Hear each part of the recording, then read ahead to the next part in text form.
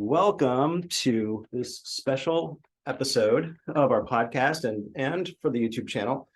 This is an opportunity for you to get to know a little bit more about an amazing book that has just been published by my very esteemed friend, Betsy Cohen. And I am just going to read to you. Well, Betsy, do you want to say hi? Hi, glad to be here. Before I make this so formal, Betsy, I'm just going to read to you a little bit about Betsy right from the book. And if you don't have a copy of this amazing book, you might want to after listening to what we have to say here today about how you can get an amazing job, even though you might be coming from a different country, whether you're foreign born or you and are a citizen or a green card holder of the United States, or if you're an international student and may be interested in getting some United States experience and possibly staying or just having more options for your future. Betsy is the executive director of the St. Louis Mosaic Project, a program of the World Trade Center, St. Louis, within the St. Louis Economic Development Partnership. So here we are. This is exactly where we are today in Betsy's office. The organization's goal is to attract and retain international people to St. Louis, where we are here today, for their skills and cultures. Betsy has worked with hundreds of international students, relocating immigrants, international executives, and foreign-born authorized job seekers. She holds an MBA from the Harvard Business School and a BA in economics from Wellesley College.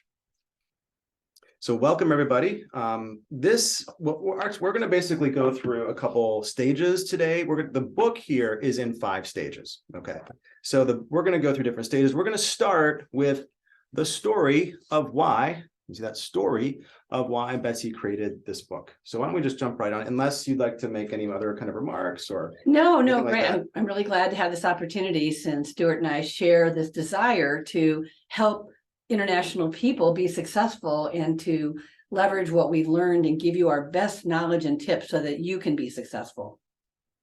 Well, let's jump right on in. Great. Well, for me, at the end of the pandemic, and I was home, I was trying to determine how could I take my knowledge and have more impact, help more people, make a difference in the world.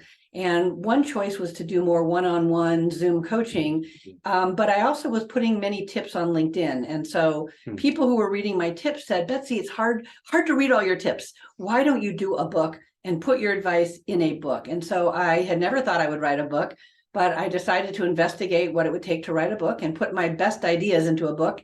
And so I did. I started in March last year of 2021, and I launched the book on Citizenship Day, September 2021, in 6 months. I felt the time was right because we had a new president who was going to be more open to foreign-born people and welcoming to immigration. Our unemployment rate was low, and I could see vaccines were on the horizon. And so we would have more opportunities for international students and others to come to our country, to come to school, and to want to get jobs.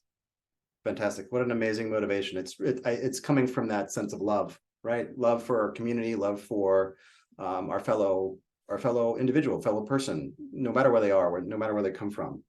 Let's jump into stage 1. So we're going to go through 5 stages of the book. So stage 1 is understanding the job hunt. So in this first part of the book, you address the job hunt stress and the different kinds of job hunt stress that exist. What are some of the kinds of job hunt stress that you've seen, and what are some tips, ideas for our listeners on how to handle that stress? I think for international job seekers, there are more stresses than there are for a native-born job seeker. And I think it's important to recognize those and to protect your own both motivation and your mental, physical health during the process. Issues of language, issues of being in a different country and not always understanding the way the interview process is going to work, the application process is going to work, is very difficult. Also, you may have friends or a spouse or partner who isn't as tuned in to what you're going through, and they may not be as supportive. And so you may feel torn with your own emotions as you try to navigate a system that is new to you, just like your home country would be very new for me if I were to try to navigate it. So it's extremely important that you find ways to have a buddy, have a coach or mentor. It could be a friend, it could be someone that's a professional. It could be someone in the job market, and that you also find ways to take care of yourself physically, and that you take those walks, get out, you see your friends. It's just very important to balance your life. The other thing that we do know is that many of you have family and friends that are around the world in places that are very troubled. And you are on the phone, you are on WhatsApp, you are talking to them. And so in some ways you have PTSD, post-traumatic stress, every day, because your loved ones are often in danger's way, are in difficult situations. And so you have to then turn that on and off to go back to your job search. So take care of yourself. Right. And I think that stress that our loved ones feel, Betsy, is something that, yeah, we're carrying. They're stressed out about our job hunts too.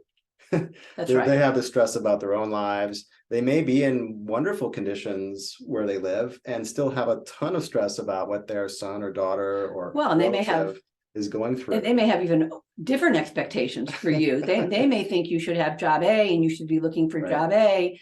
Right. And with your own motivations and where you think your skills lie, or talking to someone like Stuart, you may think that career B is better for you. So you could have home pressures as well, right, from people who have different expectations about what your career should look like. Right. Yeah. I remember when I first went to China, this was in 1998, maybe before some of the people listening to this were even born. And the funny thing about 1998 for China, which is where I understand about 60% of international students come from, of the 1 million that come every year, 1998 was the very first year where it was legal for college students to job hunt. So prior to that, it wasn't even allowed. And that was the 大学生工作分配制度. That was the idea that once you graduate from college, you are going to be placed somewhere. And a lot of the parents of international students today, what that means is they didn't have to conduct an initial job hunt themselves.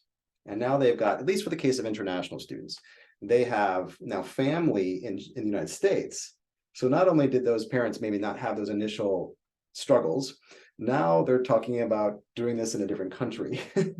So the stress is going to be something that you share, which is your own stress. It's the pressure of your peers. And it doesn't really matter if you're an international student or a foreign-born national here. You're going to have all kinds of stress. So getting out, walking, right? Being with friends. And I think also, to Stuart's point, families may not understand. They may not understand how what we talk about networking and relationship building. That's something that is not common in many of our home countries. That you have to make these relationships and have your communication skills and form so many ways of interacting beside being placed in a job or have a network that's going to help you with that job, kind of immediately pulling you into the job. You have to be much more proactive, and that's something different. What I really took away from your book was the reminder to me too, was that we are in an entrepreneurial culture.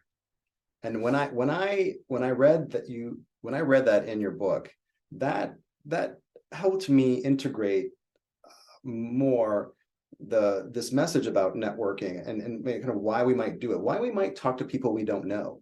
Well, what are entrepreneurs doing? They're looking to drive interest in their business, to raise money from people that most likely they don't already know. Right. And this country, compared to many countries, is still a young country, right? And that country has been built on this entrepreneurial spirit.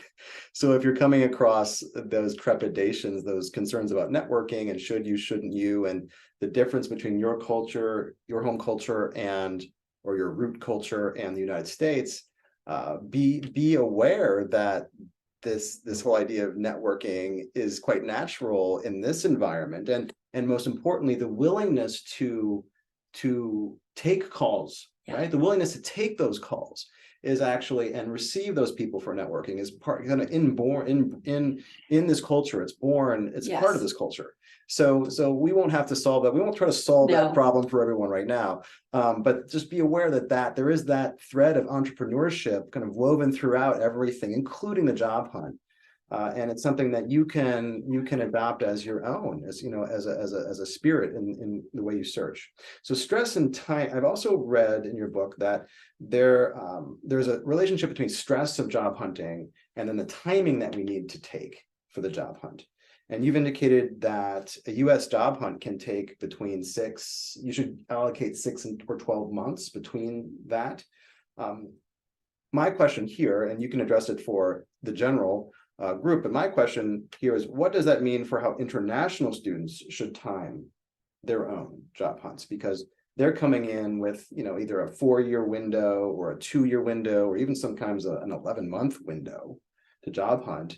How do we reconcile a job hunt taking 6 to 12 months when we might be in school most of that time?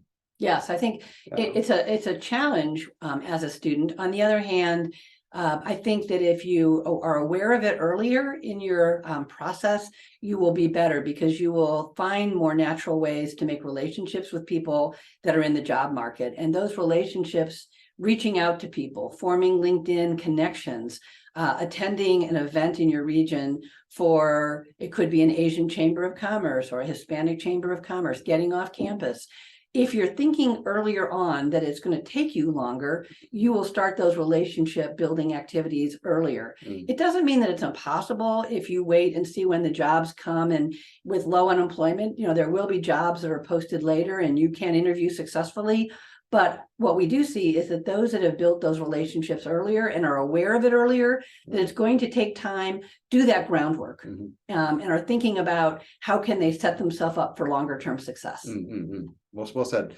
My vision for that, Betsy, is that we could be talking about a job hunt for the United States that might even start before, maybe just in that month of January or February, before, when someone gets the offer to come to the United States to attend a university. In principle, because Zoom and networking over video is so accessible, one could imagine actually starting that whole process on the day that they get admitted to a university, knowing that it's going to be another 5 or 6 months before they come to the United States. I agree. Could start then, right? You could. And I think that understanding how important LinkedIn is something that, again, international students need to think about learning how to use LinkedIn to their advantage. And through LinkedIn, you can put in the name of the university, you could put in the city, you can put in a word, engineering, accounting, and it will bring up the names of people that were graduates of that school that are in that field. You could be reaching out saying, I've been accepted. I'd like your advice. I'd like to know the 2 things that you thought were valuable about being a student there. And so you can make small requests of people, and half the time they will respond to you. Half the time they won't, but half the time they will. And so you have that ability, because of Zoom, because of LinkedIn, to form these relationships, or at least make an introduction early on and begin that process.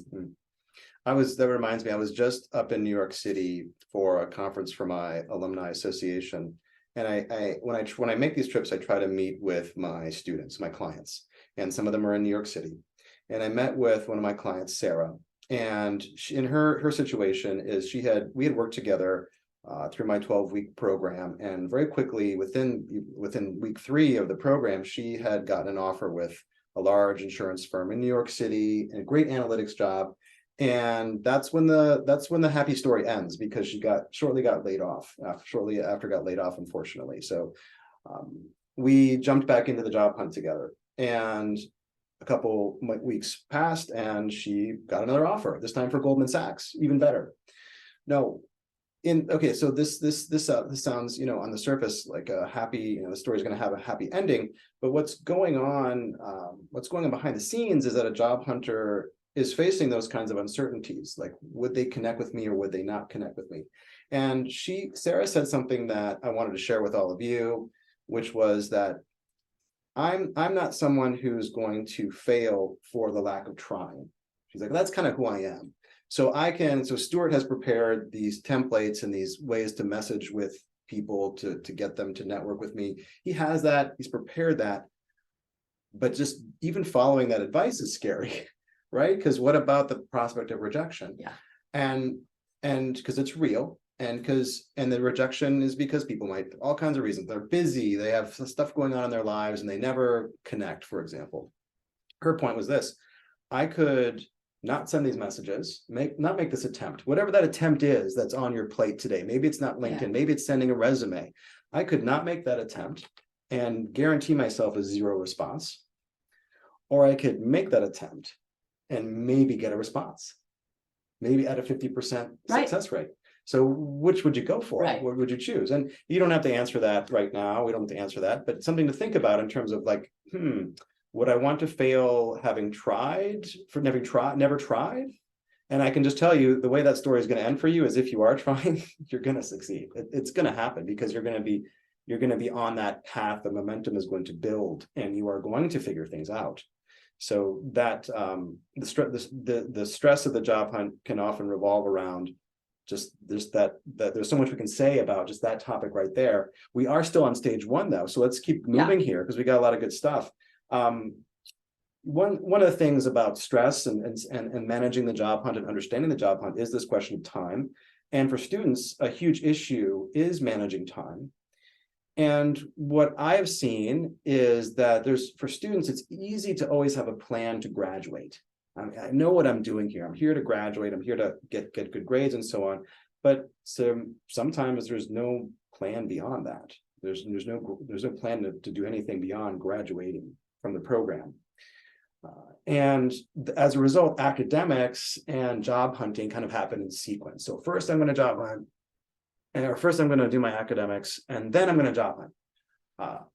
The reality is that, well, we have this 6 to 12 month time that we need to anticipate.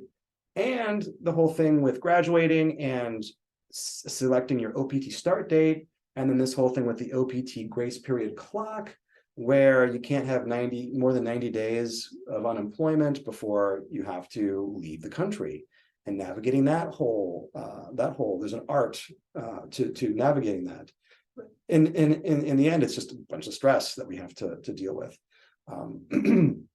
So you visit a lot of campuses, and just as in a role of being with the St. Louis Mosaic Project, as an author, sharing your new book. What do you see going on campuses these days as regards students and their job hunts, specifically international students? Well, I think you have on your LinkedIn postings and videos, you talk about that OPT clock and how to start it, how to stop it, how to manage it. But often the students and the career service offices are not in sync with each other. They're not aligned because the career service office has been talking about it all year. But to your point, the student has thought about, I need to graduate and then I'm going to look. And so they often come to the party a little late. And then they have to figure out, what is that OPT going to be? Did I already have CPT time, OPT time? What can I do? What do these alphabets mean? And I think that that's a challenge to understand it. And I think it also comes back to having that early understanding of what your major is and whether or not it's going to give you 1 year of optional practical training or 3 years of optional practical training. And it's very exciting that under the current administration, 22 new majors have been qualified to be STEM, where you can work for 3 years for the employer, staying on your student F visa. We have to educate the employers better that you can do that. But for you to be sure as you go through your studies that you have made the right major choice is extremely important. And sometimes that decision happens too late as well. Yeah, sometimes I've had the chance to work with students at the major declaration stage, and there was a big course correction we made because that information came to light about the STEM versus non-STEM OPT, and that has been a strategic choice for some people. Yes. In terms of, oh, I was going to be a finance major. Nope, no, I'm not. Nope, I'm going to be a business analytics major. Yes. And the passion for finance can still flourish. You might approach finance from a business analytics point of view, for example. Do you have any stories about international students and their journeys that come to mind right now in terms of just kind of understanding the job hunt or being on campus and talking with them? Yes. Your book specifically has some examples. I have a number of stories in there about the students that have come. I've changed the names and the countries of the students, but I have seen the students that make these relationships with finance companies, with some of our large global companies that are used to this, have a easier path of it. Those that are trying to be hired by companies that have never had an international student have to work harder at educating the employer. I think that's what I've seen kind of between them. In terms of story-wise, one of the students at my own alma mater went looking for definitely an analytics job, and she talked to a lot of different companies and had a lot of rejections, and finally working the alumni angle really got her in the door. And I think that that's something really important, that if you're making a cold call or writing to someone that you have no relationship with, it's harder. But certainly a lot of the international students, if they can talk through their alumni online network, your own alumni network is the most interested in seeing you be successful, Right. because it reflects well on them as well. Yeah, your success is their And your success, success is right. their success. So if you say, I'd like to have 10 minutes of your time, they will do that. Or if you say, I'd like to come in and bring you a cup of coffee or tea, they're more willing to do it. So I've Right. seen that be one of the good stories. Yeah, and don't spill the coffee. I've actually done the whole bring the coffee thing, but then I also spilled it all over the table. Try to avoid that if you can. So don't do that, but bring the coffee, absolutely. What was that? Was that a Wellesley alum or a Yeah, Harvard a alum? Wellesley student. Okay, Yeah. so cool. Let's jump into section 2, stage 2 of the book. This is called stage 2, right here. Stage number 2.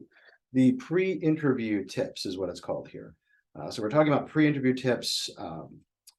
From your perspective, what are the topics that encompass pre-interview? Like what are we thinking about? What are we talking about here? Pre-interview is making sure that your resume is strong and it's not in a CV format, because sometimes internationals have a CV type format that is too long. It doesn't stress their work experience. It puts inappropriate things. And I know, working with you, you help them make sure that they're getting the right material on it. They're not putting a picture on their resume, things like that. They're not putting their family relationships there. And that then they develop that plan for how they're going to form relationships and have a master plan that lays out all the things that it's going to take for them to do. And I think that's important. And I think then building the LinkedIn profile and starting to have relationships, going to events to network, and coming up with the right ways to form those relationships. I talk in the book about how do you make the small talk? How do you, if you're going to sit next to me, I don't want to hear that you're the best in data analytics, but what are the things that you might want to engage me on as a discussion if we're standing next to each other at a cocktail party? What could you ask me that's going to make me enjoy talking to you? Because it's about that sense of enjoyment and getting to know you, and for you wanting to get to know me, that makes for a better relationship. And then I'm going to be willing to maybe invite you in to shadow with me for a day, or invite you to come to an event that we have, or make an introduction to the hiring team. But it's all those things that are forming relationships that happen. Yeah, and notice that in the book specifically, you have a section where you address what specific topics could be part of that discussion when you meet somebody for the first time, which is a good reason to get this book, by the way, just that by itself.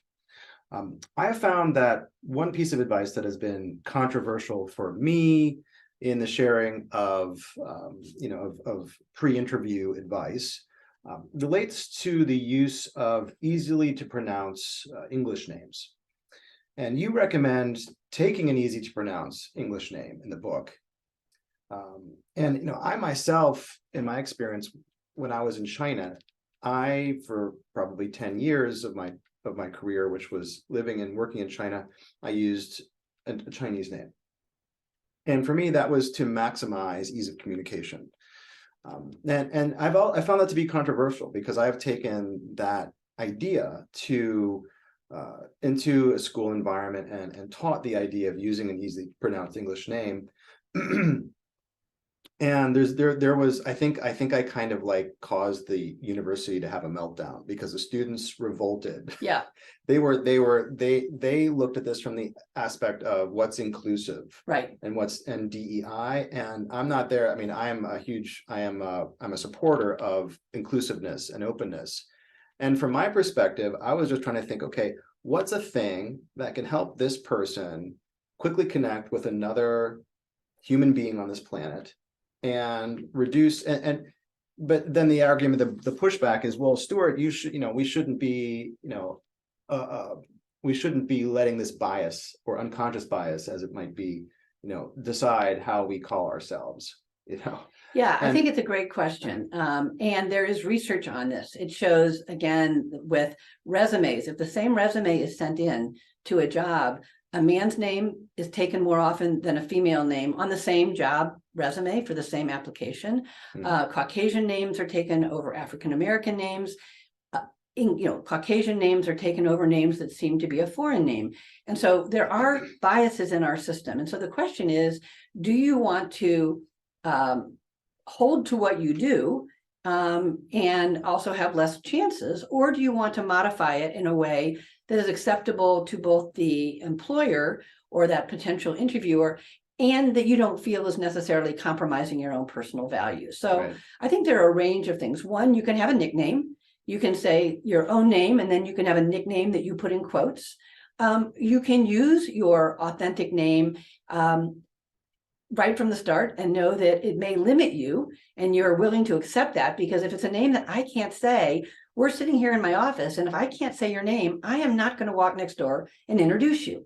I just won't do You'd be it. shy. I just you're won't shy. do it because Yeah. I can't say your name. You're shy, And so as I'm going to either consciously or unconsciously not be willing to do that. And that's, again, a cost to you for meeting people. Or you can use a nickname and hope then that once you're hired, you can train me on your authentic name and say, Betsy, yes, my nickname was Noke, but once I start working with you, my real name is Vetserini, and I would like you to use that, and then encourage me to use your authentic name. So I think it's a choice. I also think it relates to using your Gmail, LinkedIn, trying to be consistent so that it's easy when I see your resume, when I introduce you, when I look at you up on LinkedIn or your Gmail account, that it's consistent. And that makes it easier for me to want to hire you. So if you do it, you make it easier for you. And if you vary from that, you may feel better about yourself, but it just be aware that that's something that could be a little bit limiting. Right.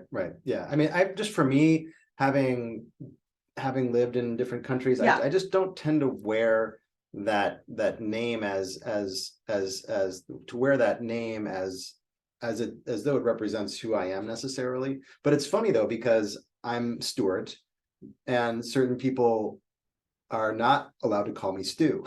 It's like my parents would never call me Stu, but some people will, so it's funny, even just like our own names, we have these like, are you Elizabeth or are you Betsy? Are you Elizabeth to some people? I am Elizabeth to some people. I'm Betsy to some people. But when I lived in France, I used the name Elise. Okay. Because they don't use Betsy, but they do use Elise. And so again, I wanted to have a name that was of the culture, because I wanted to have it be a good fit, because I wanted to be part of their culture. Right. I didn't want to have them use my name and have it be jarring or a disconnect. I wanted to be part of their world and be successful there. So, but I think the times have changed, and that idea of using your authentic name has more validity now than ever. And if you want to keep your authentic name, I think you should just know that there may be ways you shorten it. There may be ways that you find the nickname within your authentic name. You don't have to name that's totally different, but you might find a way to make it easier for me to help you. Well said. Cover letters. Yes. Yes or no? Yes. Yes. Cover letters. Yes. Okay. Why? Why yes? Even when you apply, sometimes they just say to upload your resume, and they don't even ask for a cover letter, but you can do the PDF. You can do it in a way that you attach a cover letter. I think that the cover letter allows you to make the 2 or 3 points about why you really are a good candidate for that job, because your resume may have 1 page or maximum 2 page of experiences that may not be clear to me as the hiring manager or the HR talent acquisition person. Why do you think you would be good to work for me at my bank, at my university? But if you say, these are the 3 things I've done that really prepare me to excel at what you need, I'm going to be more favorable. And I've just seen that. I have hired many people myself, and I know it's hard to do, and I know it's extra work, but I think it may mean the difference of your being in the short pile that is given a phone interview before you're invited in, or being put in the pile that they don't bother with. Yep. Okay. So it's a yes. Cover letters are yes for your note here. Networking. Again, still part of section 2 of this book. You're talking about networking, and you talk about the resistance to networking that can arise. Networking, yes or no?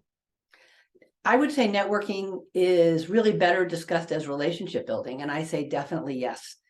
People who know you, who like you, we talk in the book about likability. If they like you, they are going to go the extra mile for you. They're going to want you to come to a reception. They're going to want you to come to an event. So I think that idea that that whether you call it networking, relationship building, putting yourself with other people so they will have a chance to know you and bring you forward, I think is so important. Yeah, I noticed that especially on LinkedIn today, there are influencers out there like Jerry Lee, Reno Perry, Austin Belchek. They're constantly talking about networking or getting hired without a resume. So there's something to be said there, right? It's not just, well, there is, and sometimes international students, because they're going to have to hire you into a job in some ways that an American cannot do, they need to really understand who you are and like you and want to go the extra mile. One of the words I use in the book, particularly in the chapter about international students, is the word irresistible. And that is the word, I almost called the book that, and there were some reasons that I didn't. But for an international student, you need to be irresistible so that the employer will decide that if they need to hire an immigration lawyer, they will. Right. If they need to take extra time, they will. If they have to write a job description because they met you and they thought you were captivating and smart and a problem solver and would be a great addition, they may have to create a job description that they're going to post that you uniquely can fill, and that they then can say, oh, in this financial firm, we never had anybody that needed to have global insights before, but now we're going to write that job description that the person needs insights into the Indian market. Right. Now we do. And now we do. We need and when those you insights. write that job, it suddenly looks amazing like you. And so that's because you were in that relationship, you networked, and they were impressed with you. They thought you were irresistible, and then they wanted you. That is such something. So it's a new vision of how one might get a job compared to what we're mostly hearing. Submit your resume, and then there's this dried and cut job that you might fit into. Yeah, you fit that job, but they create jobs. And a number of our employers in St. Louis and around the country that say they don't hire international students, that they don't sponsor visas, every one of them I know actually has done it when somebody was irresistible and that they thought would be a problem solver and a very valuable addition to the team. They create it. Wow. I mean, I think you've covered this, but one of my questions would be, what has been the most consistent argument that has, so you've come across people who have been resistant to the concept of networking. What has been an argument that you've seen that has convinced other people to network when in fact they might have had that hesitation? I think to understand the American importance of likability and that relationship, and that will be a tiebreaker. And so if you can do your job and sit there and quote, do the job, somebody who has an ability to go beyond that is going to not only get the job in the beginning, but will be promoted. And so it works really both short-term and long-term for you to understand the importance in the American market of those relationships and of having that likability factor with the people you're going to interact with. Yeah, we're gonna talk more about that in stage 5. The idea of networking now, my observation is that it's not just about getting the job today, because if you become that person, let's say you get hired and you did have that comfort with networking, and you will get hired, by the way, I know you're going to do it. How do you be retained by that company? How do you receive promotions? Is it, and what we'll get to in that section is, it's not just based on your work product. Correct. Right? There's just something else. There's other factor involved, and the idea of networking plays a large role there. What about those people who are on a campus? Is it enough to network with your professors? I think professors can be helpful. Some of them have business connections. Some of them are asked by employers, who are your 3 best accounting students, or who are your 3 best financial students? So they are asked, and they are often viewed as a source of talent. But there are many ways you can go beyond the campus, both physically and on LinkedIn. And I think depending on what you see, there can be a financial management association in your community, and you can go to their meetings. We have a American Marketing Association in St. Louis. They have a monthly lunch. You could go. The AMA. The AMA. And so in each city, there's an AMA. And if you're in marketing, you can go. And if you're sitting next to me, because I was a marketing executive at Nestle, if you're sitting next to me and talking about your marketing and what you're learning and what's new in the marketing field, I'm going to find that very interesting. So you have to get yourself to that lunch. Or you might say, oh, the American Marketing Association has a speaker from this company, I can't make it to the lunch, but I'm going to connect with LinkedIn with that speaker and say, I'm so sorry I can't be at the lunch with you, but I would love to have a discussion with you. Or maybe you could send me some information after you give the talk about your speech, and I would love to follow up. So you have to be looking. You can also connect. There's chambers of commerce. There's chambers for the Engineer Society. There's chambers for the Asian community or the Spanish community, the CPA Society. There are networks in every community that are sitting there waiting, and they really often would love to have international students there. You can volunteer. Sometimes you might see, for example, that they're having a luncheon and it's going to be $50.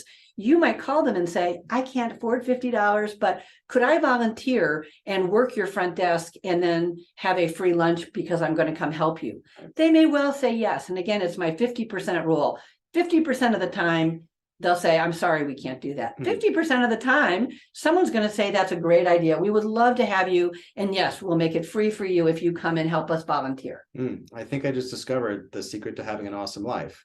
Every time you get that question in your mind, should you or should you not? 50%. Just keep doing that over and over, and you'll be building those successful moments on top of each other. 50% of the time you'll be successful. And when you're turned down, what you'll just say is, okay, that's one of the 50% no. The next time it will be a 50% yes. That's okay. Yeah. I remember, even for me, I remember when I was in graduate school looking for a job, I had an internship. And this is the key internship where you're supposed to get the return offer. And that's supposed to be the end of your job hunt because you've successfully completed that internship. And I did not get a return offer. And that caused me to reflect a lot on what I was doing here, right? And the fact that I didn't get the return offer shined an important light on things for me. Right. Oh, why not? And it compelled me to figure out the things that I didn't know. The benefit of the internship was that I learned about this field, this industry, and I knew I liked it. And then not getting the return offer then propelled me to go and research those things that I need to have so that the full-time offer materialized. Yeah. And so that propelled me. So yeah, that's another aspect of this whole thing with the 50% is at the end of the day, it might just be 100%. You always win when you make the effort, because it's either you get the thing or you don't get the thing, and you get the learnings as to why you didn't get the thing, and that propels you to get the thing. That's right. Right. So another question here is, let me just jump to internships because we were talking about that. Why are these, and you talk about this in the book, why are these traditionally hard to get for foreign-born individuals? Well, often the companies and the organizations look at internships as a way to test the talent to see if they want to give them a full-time offer to come back. And so if the organization is not in the norm for them to have international people hired full-time, they then won't take them in the internship program because they say, why would I use that spot if I'm not going to be able to consider you for a full-time job? And this gets into the difficulty between the hiring managers, the HR departments, the corporate policies. And so they often will say, no, can't even have you as an intern because we're not going to be able to hire you full-time. I see. And so then the solution to that is to, of course, read this book, acquire this book and follow the steps specifically relating to what we just talked about. In a nutshell, it's becoming that irresistible. Well, and there's some ways. Right? So for example, you might say, could I come in and shadow somebody for 2 days? Right. That's not an internship. But if you get in there and could spend 2 days with someone, then they may find you to be so terrific, they want to invite you back. Or you could do a project through your university. You could say, I really want to learn about Emerson. I wonder if I could do my capstone project at Emerson. And so you then do a project with one of those business leaders. So again, you weren't an intern, but you did a project and someone got to meet you, and they then found out you were so smart, you are irresistible. They want to bring you back. They're going to violate the rules. They don't normally do this, but they're going to bring you back. Yeah. And that's an interesting point. So the thing about rules, right? Rules get broken all the time. The idea of having, say, a sponsorship policy, the companies are not in service of a policy. They're there to help their customers make money, be successful. They're there to solve problems in the market. That's how they get paid. Or they're a nonprofit and they're there to have an impact, like the St. Louis Mosaic Project, like the St. Louis Economic Development partnership. They're not necessarily there in service of an HR policy. And I think sometimes we miss that. Well, and often the hiring manager may want to hire you, but they are being told by HR they can't. And so then they need to find a different way to bring you in. And then they have to find another way around it. So they do that. Yeah, maybe it's as simple as changing the job description. Now we need India expertise. Now we need China expertise. And then HR is like, oh, well, okay, well, I guess we need to expand our pool of potential applicants here and consider the international component there. Let's move into stage 3. Yeah. So stage 3 is the interview process and preparation. So welcome to stage 3. We're talking about the interview process and preparation. So your tips. So you say on page 92, you say something really important here about interview process and preparation. We actually have kind of anticipated this already. Certain firms that do not sponsor international students may still hire.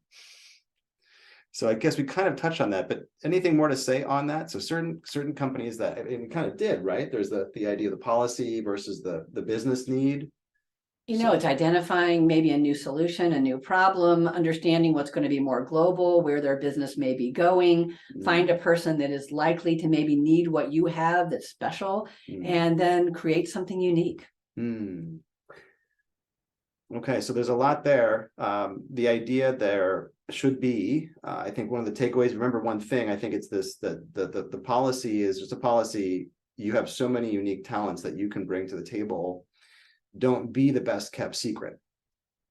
Be the best new hire. Let them come to know you. Interview process and preparation. Coding of students as international is happening.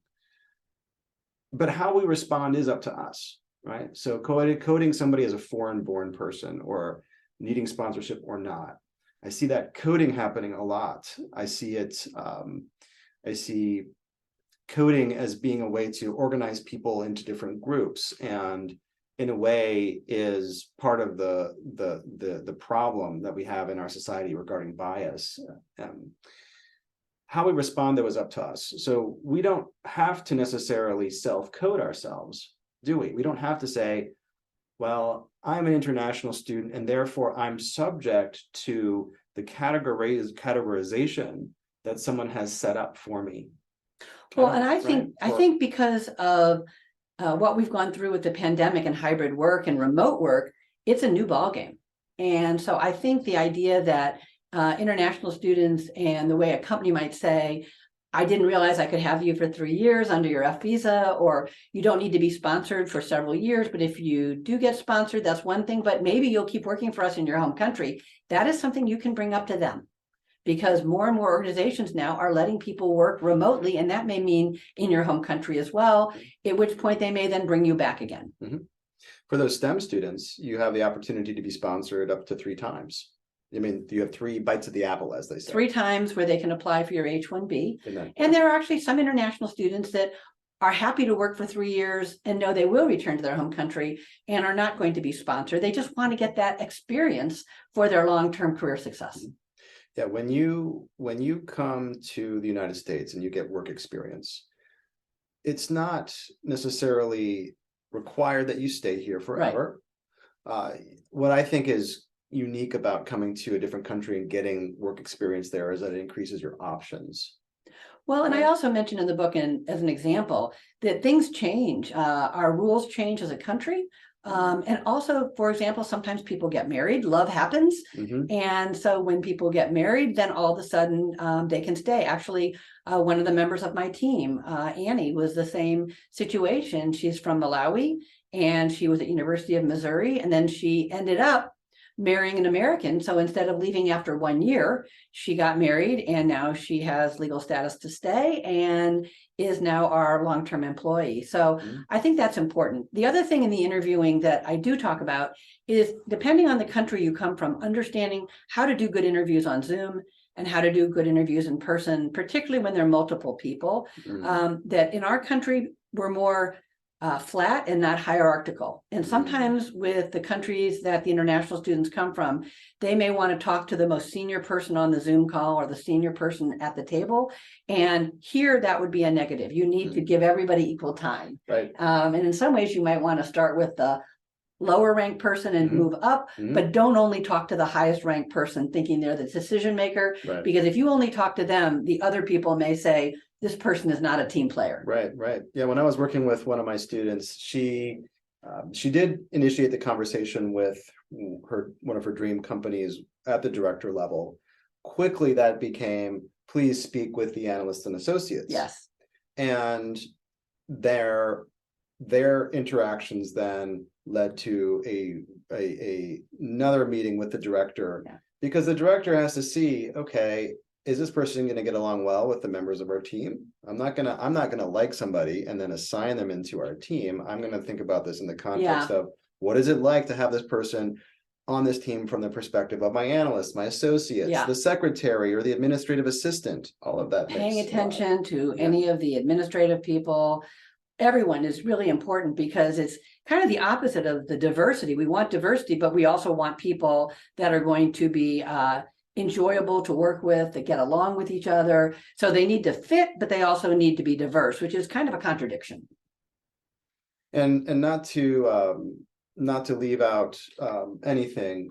This book does talk about some really great specific interview strategies. In particular, we see Betsy talking about the STAR method: situation, action, and result, in terms of how to structure your interview responses to questions like that. So we've been touching on some kind of high level concepts here in this section, this discussion of interview process and preparation.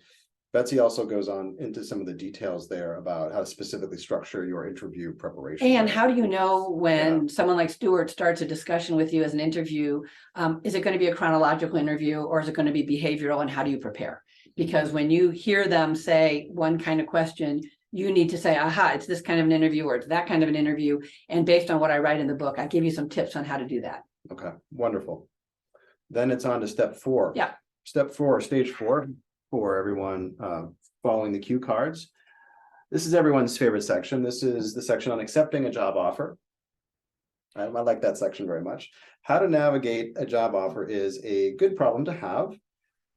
What are some points that we should make sure we cover when we're anticipating or the process of accepting or evaluating an offer? In some cultures, you do not have the ability to negotiate a job offer. And in the United States, you often do have some ability to negotiate. It may depend, but you can test that. And there are several things that you may want to test the water. Often, the hiring manager has not given the full amount of money in the offer. They're holding back a little bit because they know you may come back and ask for a little bit more money. But if you ask for 3 or 4 or 5 things, they are likely to try to give you 2 of them because they want you to be happy. So you need to say, I'm going to ask for several things and see what they maybe can do a little better because they want me. It might be negotiating the start date. It might be that there are a certain number of paid vacation days. And you, because you need to get to India once or twice a year, you need more days, either paid or unpaid. You may put that on the table and say, I really would like to have 5 other days that are paid vacation days because I do want to return to India once a year.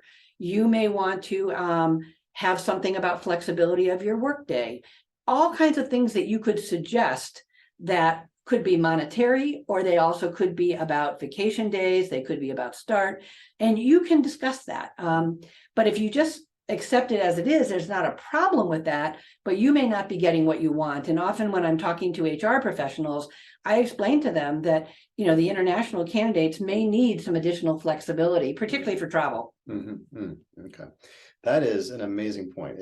This is the idea of, we have this job offer, but let's not lose sight of our quality of life. Let's not lose sight of why we're working. We're not working just to work. We're looking to, right? And the other thing, though, that I do discuss is there's 2 different ways that you could ask this. One is you might say, you've offered me this. I really want this. And you can say it in a way that's like, if I don't get it, I don't want the job. And this is going to be an unpleasant person. Or you can say, I am so excited about starting work. But I have a few things I would like to request if these are possible. And I give some very specific language in the book because you want the hiring manager, Stuart, Betsy, you want us to say, oh, she really wants to work with us, but she is asking for a few other things. What can we give her? What can we do to sweeten this a little bit? We don't want to say, oh my gosh, what a rude person. Right. We really don't want her. We're going to withdraw the offer. Right. I mean, that is still, you're still in a sense being interviewed even up into those stages, right? And it's an at will work environment. So we need to be putting our best foot forward in how we, construe those messages, convey ourselves, having a coach or mentor to overlook those messages. I think that in my 12-week career accelerator program, that is probably the thing that I do the most of, because we have one aspect of the coaching is an instant messaging type of capacity where people can run things by me throughout the day. And a lot of it is email. A lot of it is, hey, how is the tone here? And I find myself less and less having to work with grammar or spelling or things like that, but mostly, are you constructing an email where you're really making your point well? And are you using language that is gentle, which is positive, which is pleasant? Yes. In your and ask. I think the value that Stuart's text would be to give you the confidence that you have said it right, and that you said it in a respectful, positive way that's going to leave a good impression. I think that's going to be so valuable in the coaching that Stuart gives you. One thing that we started to do, thank you. One thing that we started to do was to actually work with, so each client creates what I call an email library. So we create a doc, usually it's a Google Doc, and for every situation, so people are coming in, how does this, first of all, how does this look? And we tweak it, we get to the final draft, and then the client can put it into their library, which they take for their life. Right? So my job as a career coach is not to have someone constantly asking how to create that request to connect or that follow-up message. It's to have that library so that it becomes intuitive. It has to kind of become part of us. That's kind of how we rise up to become that professional that we want to be, whether it's at Google or Goldman Sachs. We are rising to that level of professionalism that we want to attain, and it becomes internal. Well, and that's so important because the person reading your correspondence with them and your communication, they have unconscious bias. And just like they have an unconscious bias against certain names, they have an unconscious bias if you're not using the language in a way that is the way we use it. Right. So for example, sometimes international people write me and they write, my dearest Betsy. And I write, when I'm coaching people, I say, don't address it as my dearest Betsy, dear Betsy, but it's not my dearest Betsy, because when you write things that don't sound right, that may make the person reading it feel you're not going to be a good fit. So I think the kind of language that Stuart helps with is so important in that document, and sharing all the kinds of letters and correspondence so that you sound right. Yeah, internalizing that, sounding right, and then internalizing that over a period of time. Let's jump into is there anything else we should cover about accepting job offers? All right, let's jump into stage 5. So stage 5 is advancing your workplace career. So welcome to stage 5. And this is stage 5 of the book here, what we're talking about. We talk about, and so the way I wanted to start off the conversation here on stage 5 is we talk about sponsorship a lot in terms of support for a work visa. But the term goes deeper than that, as you explain in the book. We can also have sponsors in our workplace. So we're hired, and we also have an internal sponsor. And it's, in a way, people who have your back in some way, people who are looking out for you. Tell me a little bit more about what you have to say about the concept of a sponsor. It's not just a legal term here. It's a right. No, it's about, once you're in an organization, in some ways, if you do a good job, you will be patted on your head and told to just keep doing that job. And you may or may not be put forward for additional assignments, growth, or opportunities. And what's important is that people above you, or several very specific kinds of people, see your value and put your name forward. And so you need people who are in the organization who are really sponsors and champions of you. And so that's up to you, either to officially, in some organizations, or unofficially, make relationships. And it's not always by your work, and it might not be a direct reporting relationship, but you identify someone who has knowledge or who has a relationship or a reason that you think you could connect with them. Maybe you meet with them once a quarter and share what you're doing, get their advice, but you build that bridge so that they can be a supporter of you in your growth. Do any examples or stories come to mind in that regard for you? Well, definitely, because in my People you work with? yeah, in my career at Nestle, I saw that all the time. Mhm. And sometimes these were done officially through various of the employee resource groups, through the women's networks groups, and sometimes they were more informal based on the relationships that people made through activities outside the office or boards that people were on, or opportunities within the company, serving on the United Way task force or team. You get to meet more people in a company, and then you find those people who are going to be your allies. The thing that I heard spoke the contrast that to someone who just does good work and doesn't build relationships internally, doesn't find a sponsor internally, and then there's an economic downturn or some decision to reorganize. Guess which people let go first. It has not a lot to do necessarily with the work product. It's more about who does the senior managing director have a relationship with. The people in the room making those difficult decisions are going to have relationships with people. It also relates to kind of how you have made yourself valuable more than the work. And I think it relates to even the employee resource groups. And for example, if you're on a campus, you could reach out to Benson Hill's employee resource group, or to Goldman Sachs's women's network, or you could reach out to people who are in an affinity group and meet them. But when you're in the company, joining those groups gives you a chance to make relationships. You also may become a leader in one of these other organizations within the company, and that positions you to be a future leader because you have shown that you have the ability to do more. So it can help you get in the organization, it can help you build the organization, it can help you advance, and it can protect you if there are layoffs. Where can we find your book?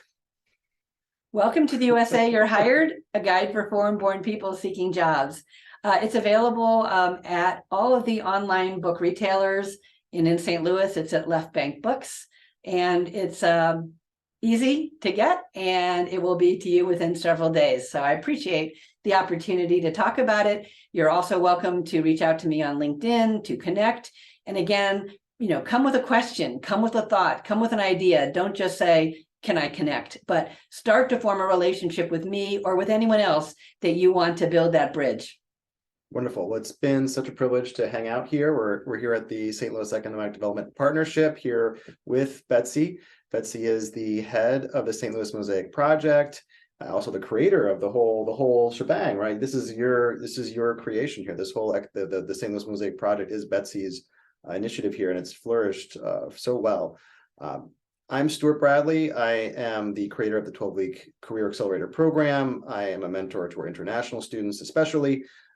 It's not easy for domestic students either, as I experienced. And so my experiences have been fruitful in the sense that wherever I fell down and had to get back up, there was always a learning there, always a teaching there. And so my mission is to help us advance in a way that I found impossible at times or unable to do so. Now with this additional information, we can quickly download lessons that might take 3, 5, 10 years to learn or never, and employ them right away. And one of those things that I thought would be so valuable is this book.